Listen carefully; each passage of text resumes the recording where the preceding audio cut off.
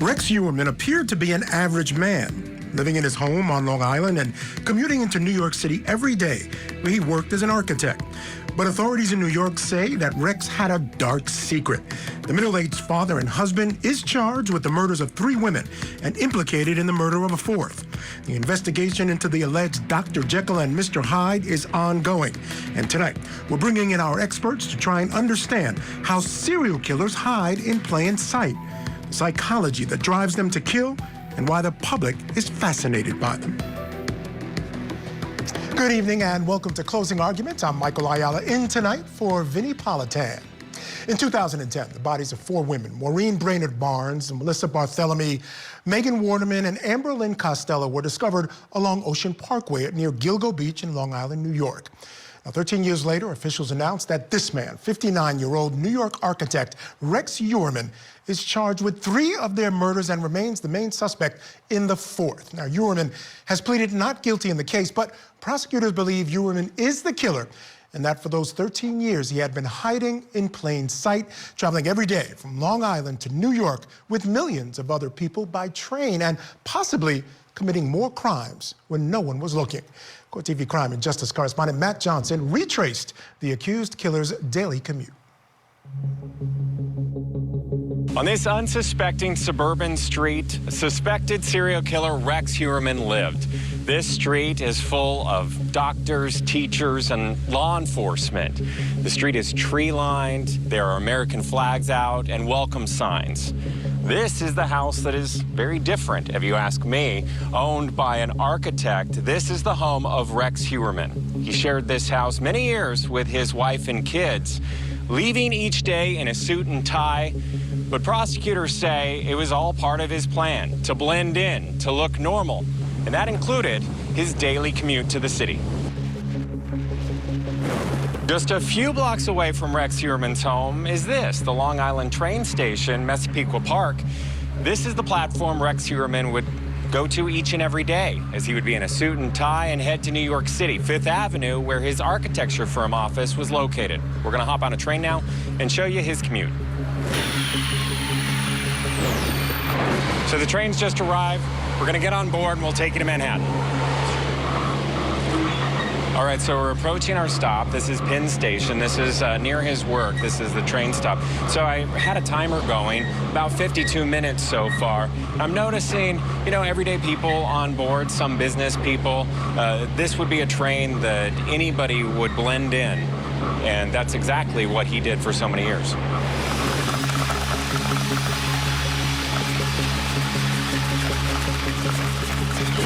All right, so we made it to our stop. This is Penn Station, New York.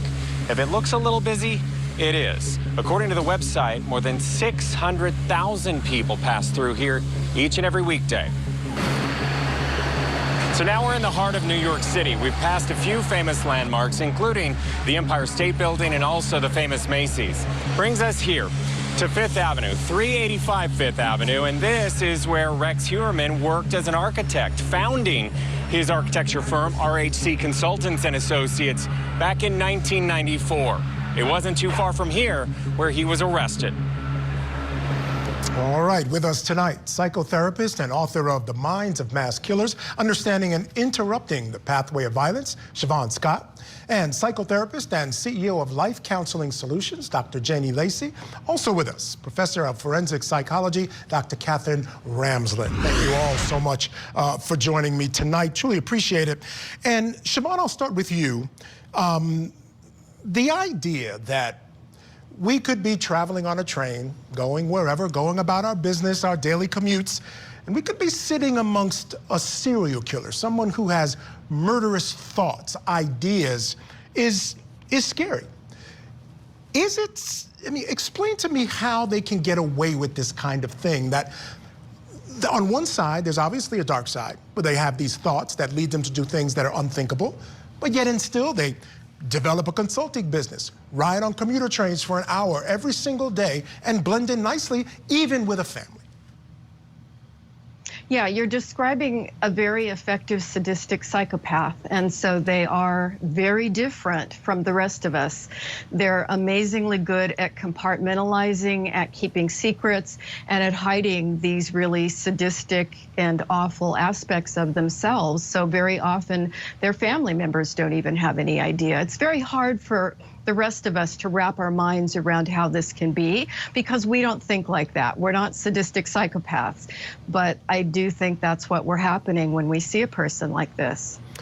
Dr. Lacey, help us understand how someone could be, quote unquote, a psychopath, yet and still be able to function in a way that I think it's fair to say most people, and we've seen this in a number of serial killers, Ted Bundy comes to mind, where people don't even know. They don't have a sense that something's off. A lot of times you come across people and you say, something's off about this guy. And at some point that comes to fruition in a way that people realize what they're dealing with. That's not really what happened here, and God knows how long he might have been going along had it not been for the investigations continuing on.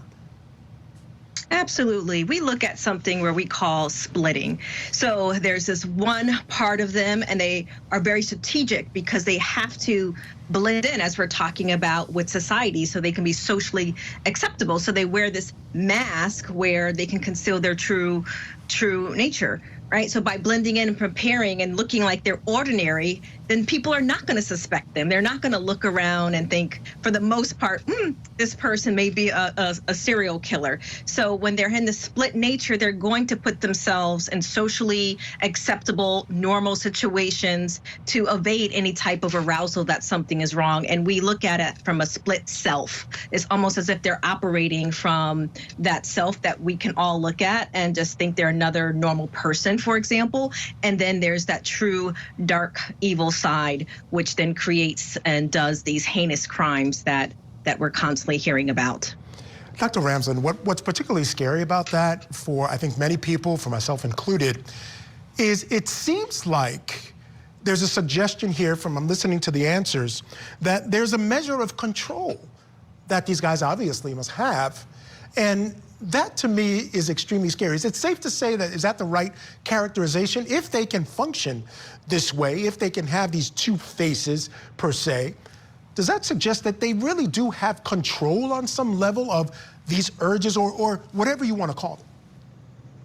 Well, first they have control of people around them because they're trying to manipulate expectations so that they read people, they figure out what people want to see as normal.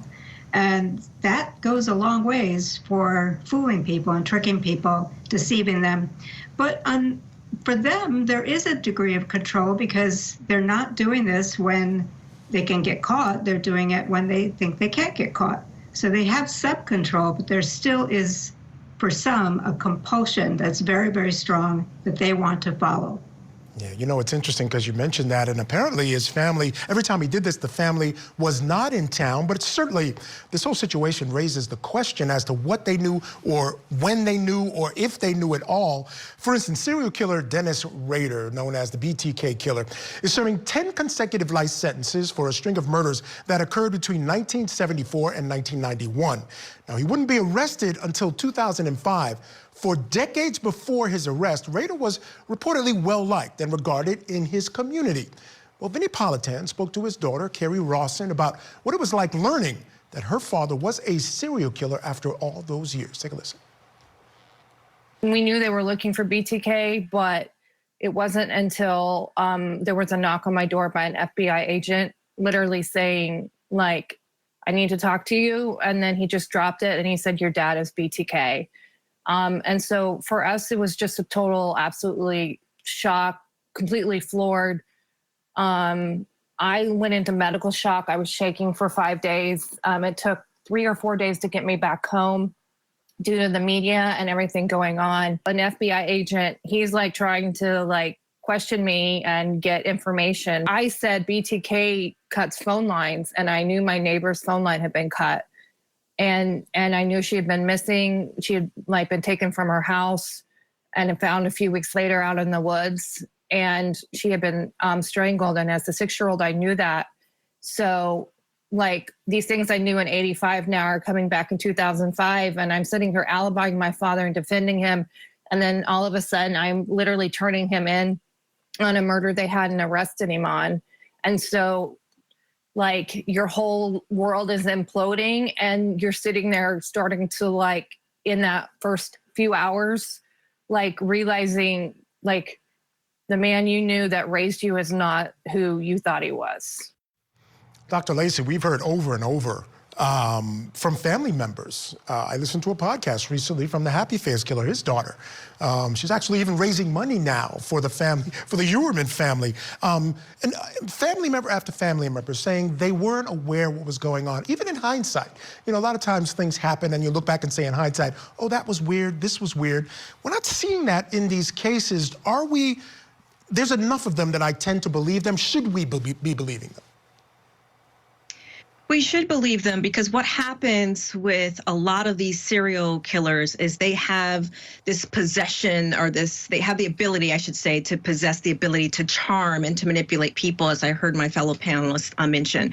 So what that means is they have this charisma to gain trust and build relationships.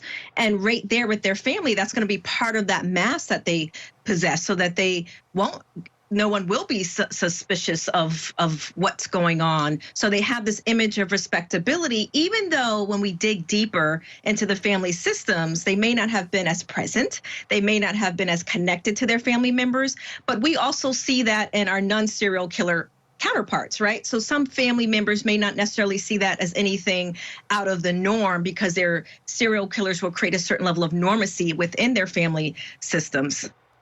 Yeah, I think that's clearly what happened here, no question about it. Siobhan,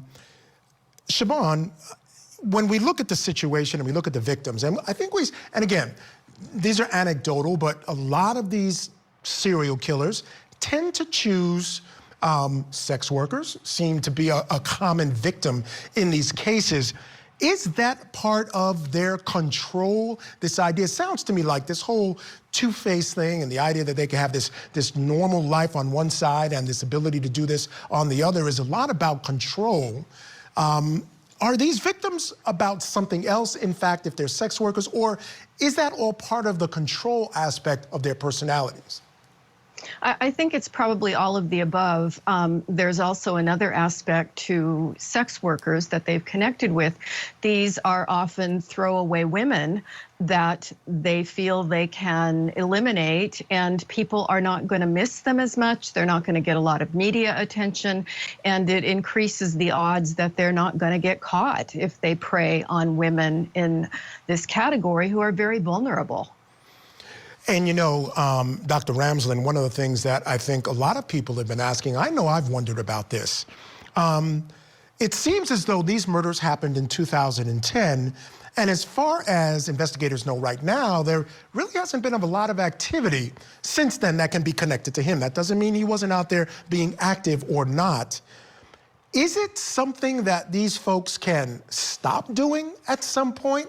Or is this the type of situation where this is going to be with them unless they're getting it treated in some way? Again, I don't even know if that would help. But is it possible that he committed these crimes, sated whatever demon was in him, and had walked away from that life? Or do you suspect something else was going on somewhere?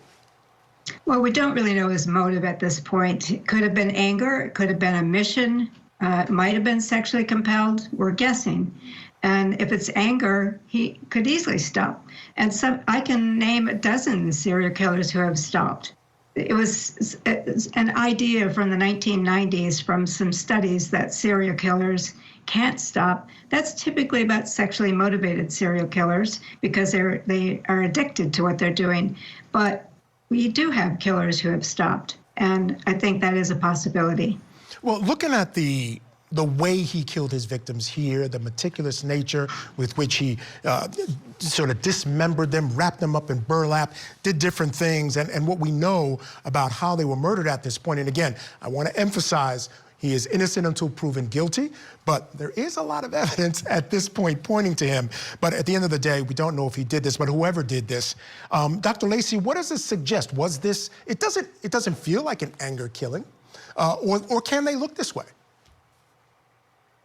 So, you know, what I heard my fellow panelists say to also give the other side to that is that if they're not necessarily acting out in that anger, reactive, they can also be obsessing and fantasizing and creating these scenarios in their mind before they're actually acting out, which is, if we kind of look at that addictive cycle just in general, we will look at it from a binge standpoint, right? So in that standpoint, there could be these things that he could be fantasizing, thinking about, and then we get that buildup to the actual emotionality or the anger or whatever may be his motive to actually carry it out. So it can look like inside his mind, there could be some type of ritualization that may occur that we may find out once we get all the facts. Yeah, no doubt. All right, now Uerman, he was arrested leaving his Midtown Manhattan office. Law enforcement officials raided that office after Uerman was taken into custody. Well, Court TV crime and justice correspondent Matt Johnson actually spoke to a man who works in that building. Here's what he had to say. I was kind of like speechless. I was kind of surprised that it was him that was up here. He was on the 11th floor. We're on the 10th floor. It's not a big office. It's like it's part of the floor. So I never seen his office, but you know, that's news I got when on that Friday when it was all surrounded by troopers, police, and reporters. The arrest was about a block away. But I guess the police here came to, you know, check his office and collect all the evidence, whatever, you know, so. Siobhan Scott, when I listened to that guy talk, he seems very matter-of-fact about the whole thing, but at the end of the day, he was working next to and in the same office as a serial killer, or possibly someone who's been alleged to be a serial killer.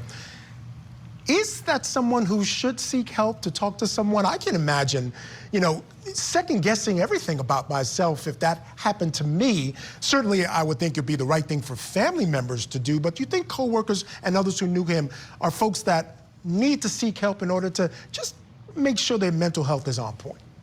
Certainly if it's bothering them, if they're feeling haunted about it, having nightmares about it, and some people are very sensitive and probably do react that way. Not everybody's the same, and he may be able to discuss it with his family and friends and, you know, move on and let it roll off. I think for many of us, particularly women, we would probably be taking it on a deeper level. Yeah, I would imagine so. We'll get into that in just a moment. Ladies, please stand by. They are good. You guys are going to be sticking around with me while we take a break. Now, when we come back, we'll analyze the public's fascination with serial killers. But first, here's a preview of what's coming up next in the next hour of Closing Arguments.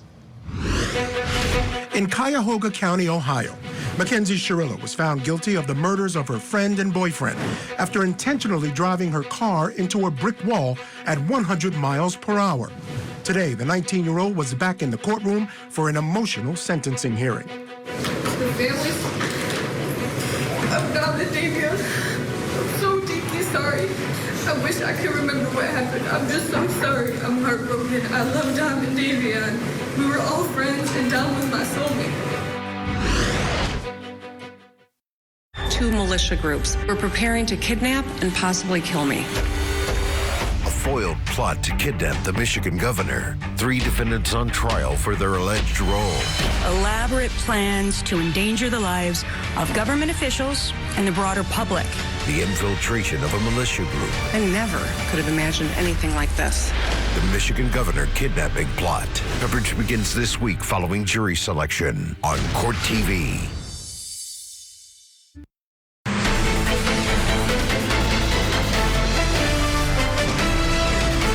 State police.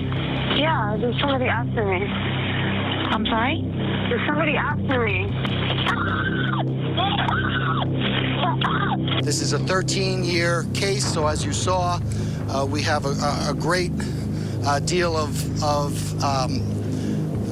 information, evidence, photographs, reports. This case is a case that we're going to try in a courtroom. The press has convicted my client without seeing a shred of evidence. She had no idea any of this was going on, or the allegations were even, her husband was a suspect. The charges in the indictment are just allegations, so this is the first step in the process of proving those allegations. Now, authorities had been on the lookout for the so-called Long Island serial killer for years. Now, Rex Heuermann has been charged with murdering 3 of the 11 victims whose remains were found on Gilgo Beach. And at this point, the evidence appears overwhelming, though he has proclaimed his innocence.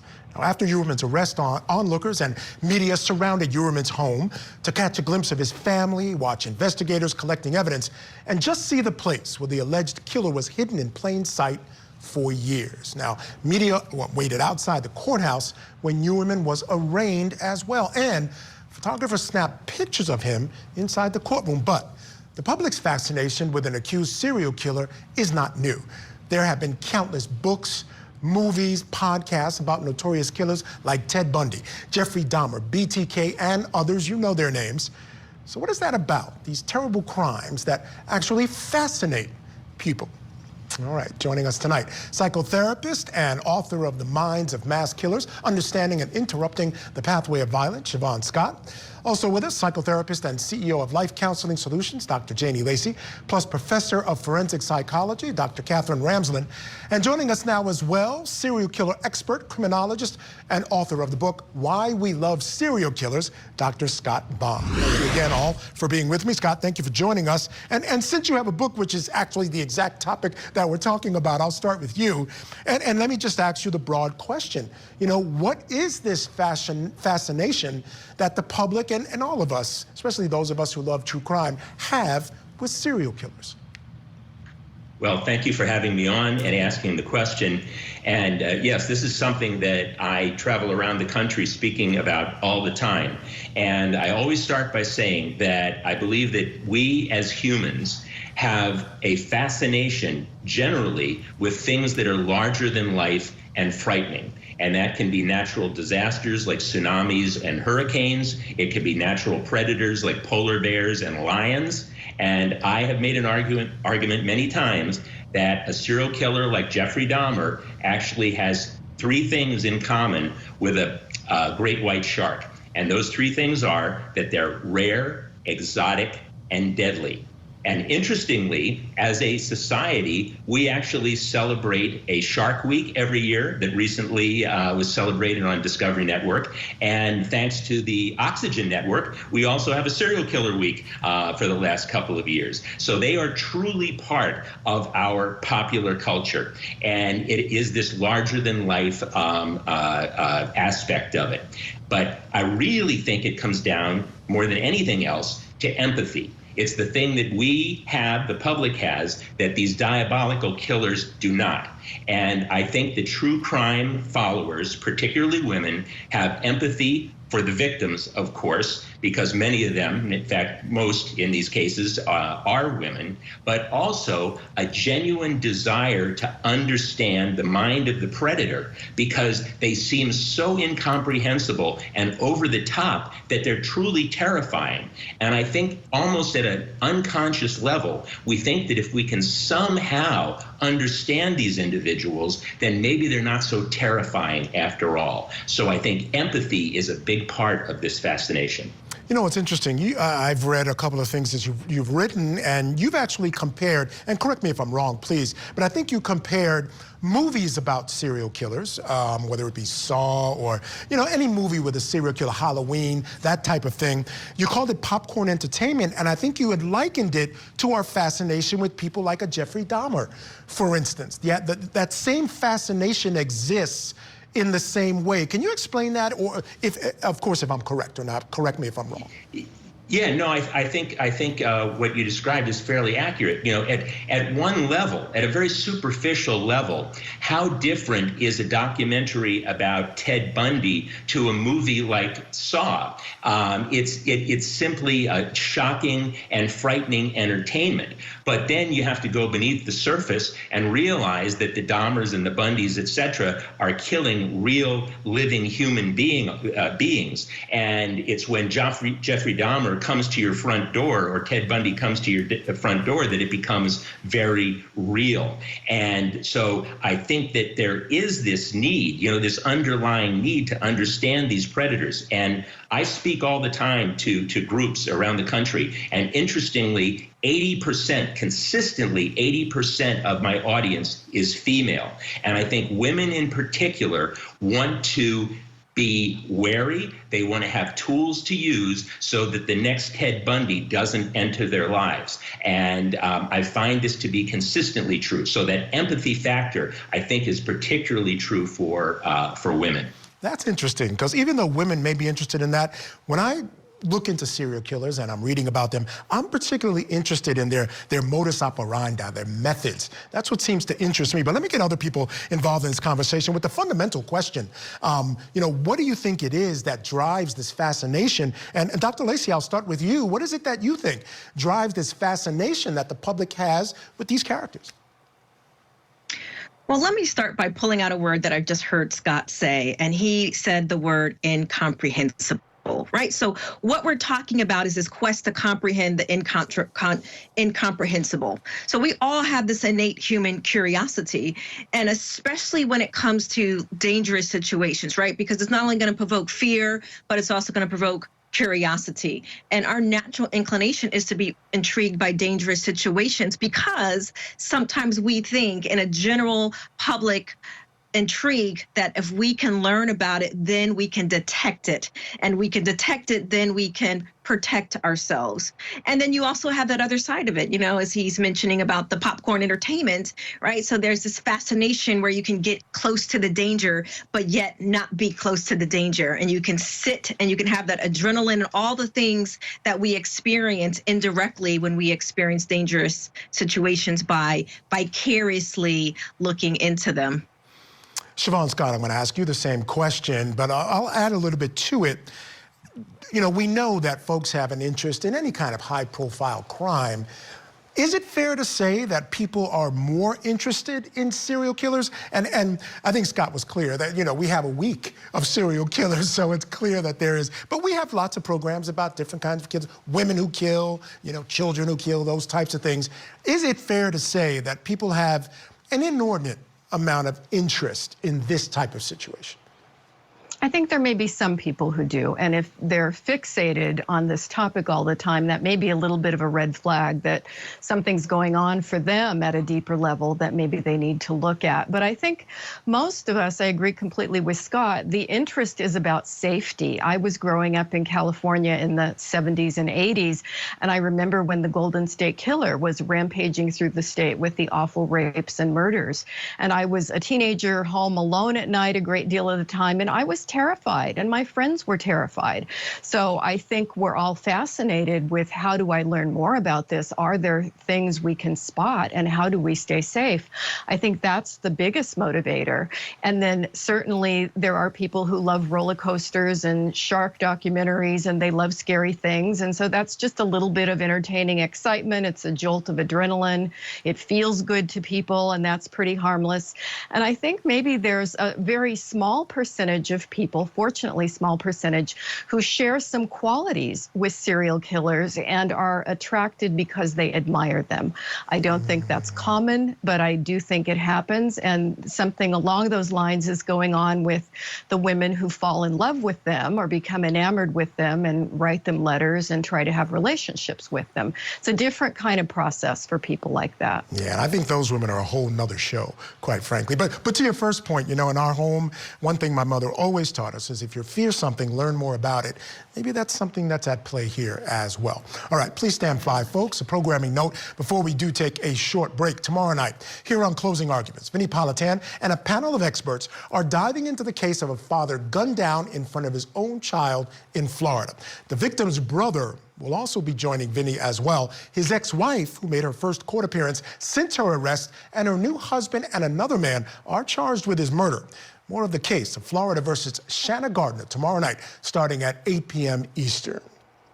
And now I do want to thank Scott Bond for joining us. Thank you so much, Scott. It was great to hear your insights. My other guests will be sticking around. And when we come back, the psychology of alleged serial killer Rex Heuermann and others. Don't go away. Coming up next here on Closing Arguments. These are the cases that captivated the world. Couldn't keep my life straight. That demanded our attention. They were killed by their own children. That challenged the legal system and ourselves. How in the world can a mother wait 30 days before reporting her child missing? These are the trials that became legendary.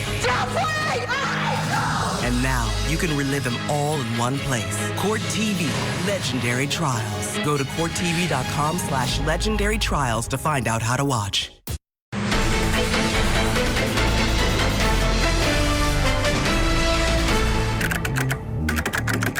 To announce the indictment of defendant Rex Andrew Heuermann, 59 years of age.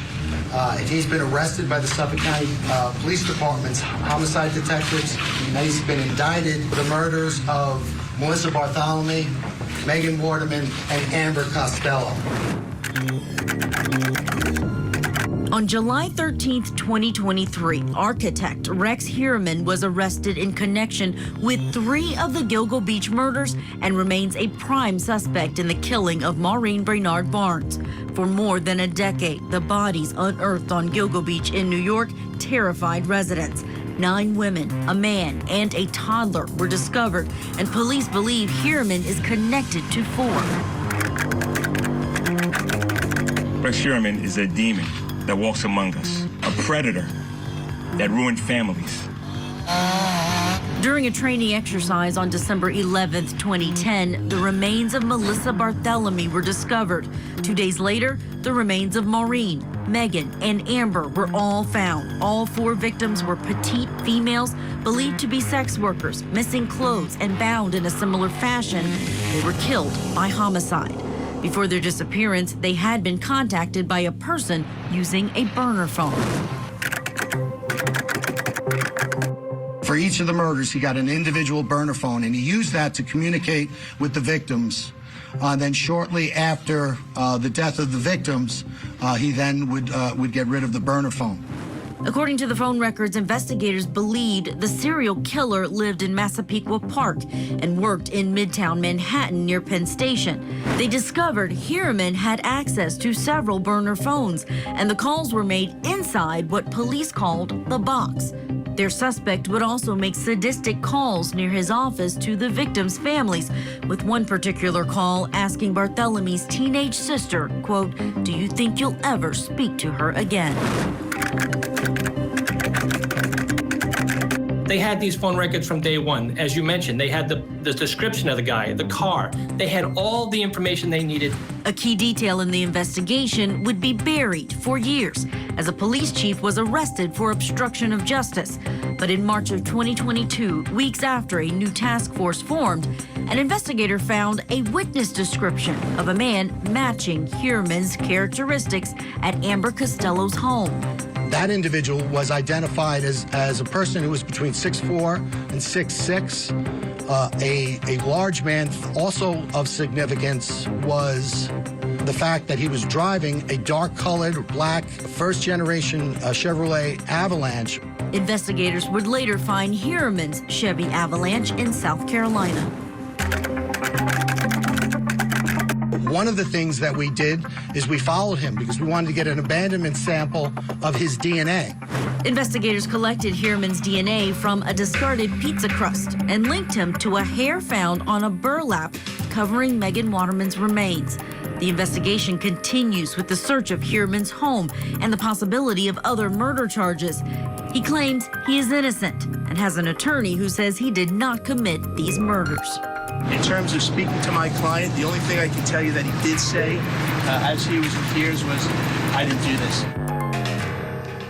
Look, there are still many unanswered questions in the Long Island serial killer case, though Rex Heuermann has been charged with the murders of Melissa Bartholomew, Megan Waterman, and Amber Costello, and remains the main suspect in the murder of Maureen Brainard Barnes. Now, we still don't know how these victims died exactly, but during a press conference, Suffolk County District Attorney Ray Tierney, he shared some details on how the woman's remains were found. Take a listen. The victims went missing between July of 2010 and July of 2007 and September of 2010.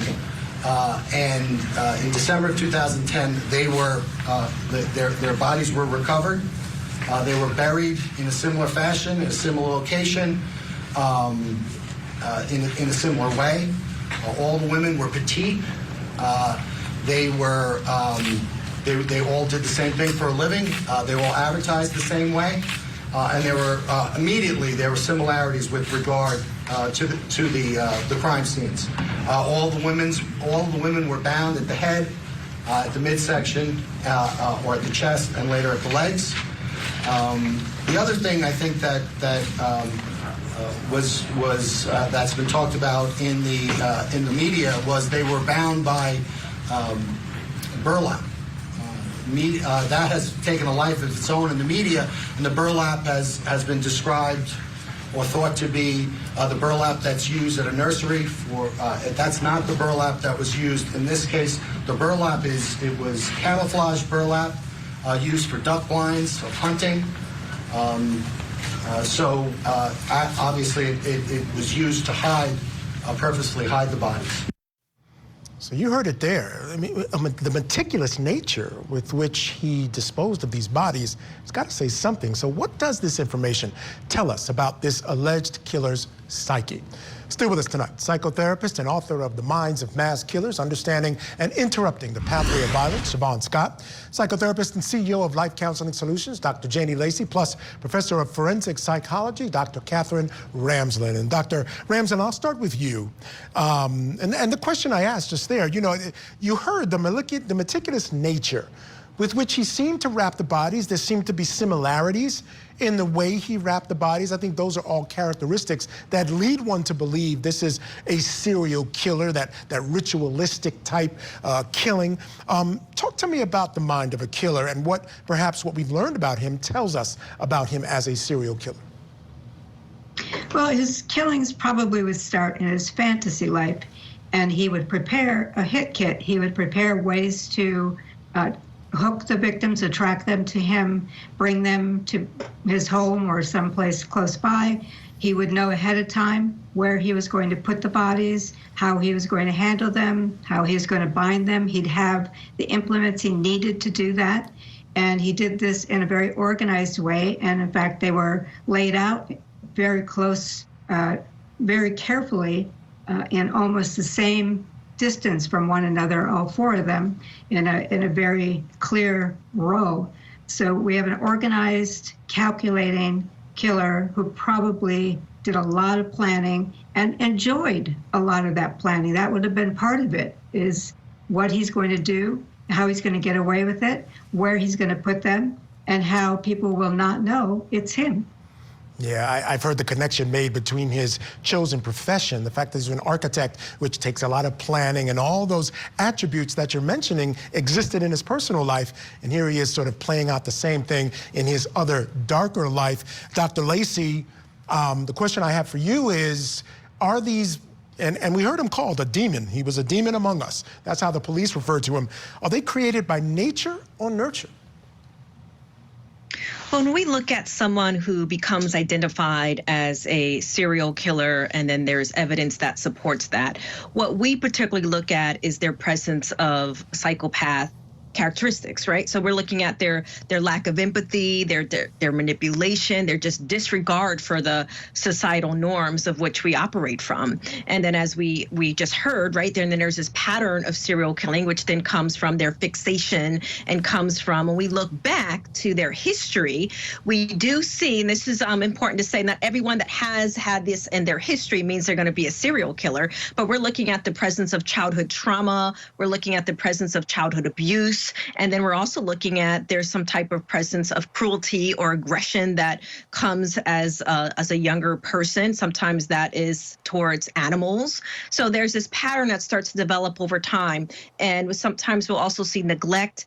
But it's very important to say that just because those things are there in someone's childhood does not mean they're going to grow up to be a serial killer at all. But we do see it turning into anger and that resentment, and then ultimately what these cases present themselves to be. All right, now, court documents also revealed a lot about accused ex-killer or accused killer Rex Heuermann. Now, the state's application to deny bail outlined disturbing internet searches, including pedophilia, torture-related pornography, searches for the names of the victims and the family members, and searches about the investigation itself, like these. This is some of the ones that this is what he was searching. Why could law enforcement not trace the calls made by the Long Island serial killer? Why hasn't the Long Island serial killer been caught? The Gilgo Beach killer / Criminal Minds. In Long Island serial killer investigation, new phone technology may be key to break in case. So you've got all that stuff.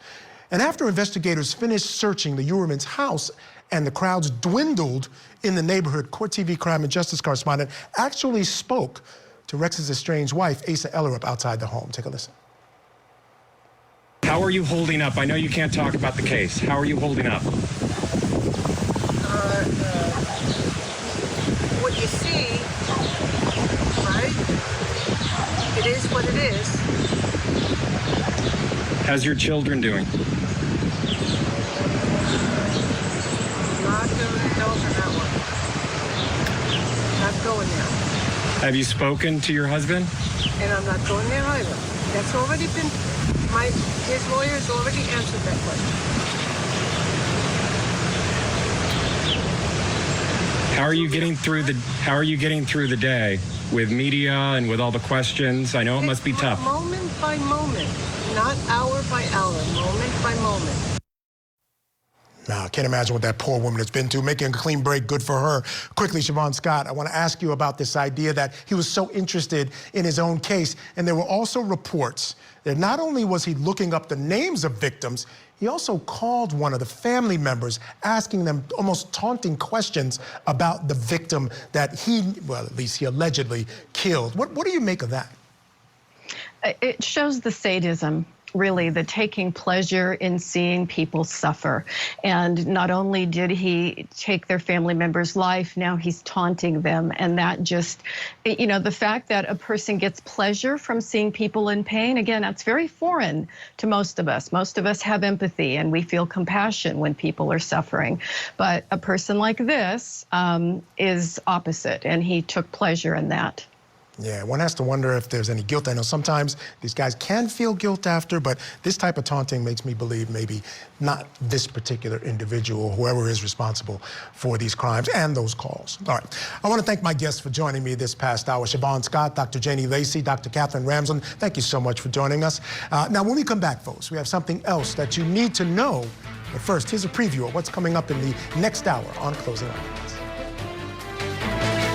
2 militia groups were preparing to kidnap and possibly kill me. A foiled plot to kidnap the Michigan governor. 3 defendants on trial for their alleged role. Elaborate plans to endanger the lives of government officials and the broader public. The infiltration of a militia group. I never could have imagined anything like this. The Michigan governor kidnapping plot. Coverage begins this week following jury selection on Court TV.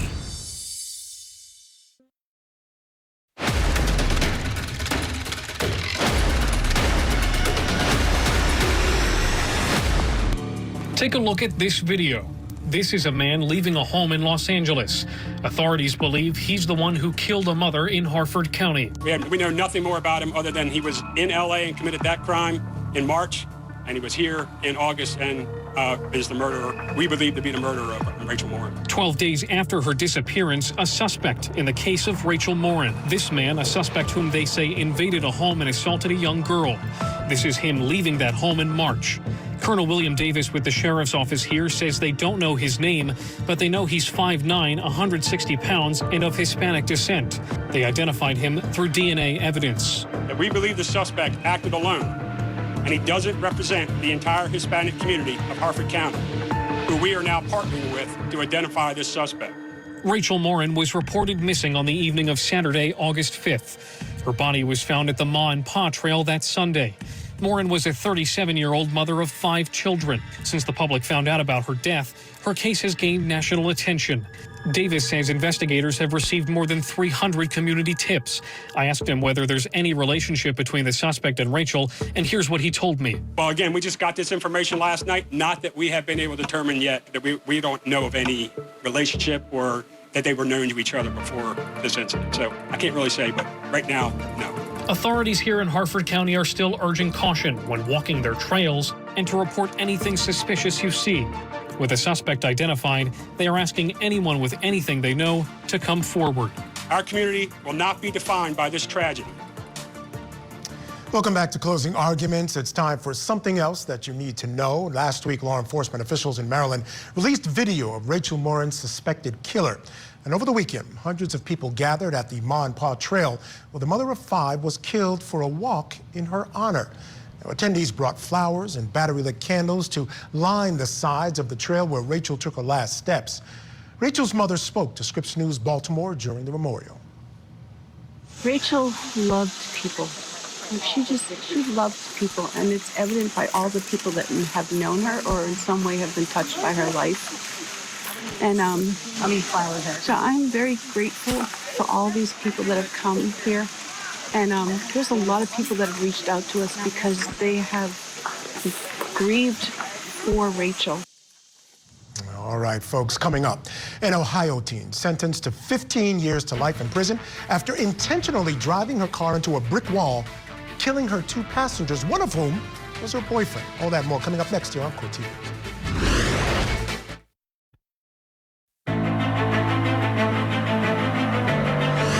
In Cuyahoga County, Ohio, Mackenzie Sherilla was found guilty of the murders of her friend and boyfriend after intentionally driving her car into a brick wall at 100 miles per hour. Today, the 19-year-old was back in the courtroom for an emotional sentencing hearing. The families of God and Davia, I'm so deeply sorry. I wish I could remember what happened. I'm just so sorry. I'm heartbroken. I love Dom and Davia. We were all friends, and Dom was my soulmate. In Las Vegas, Nevada,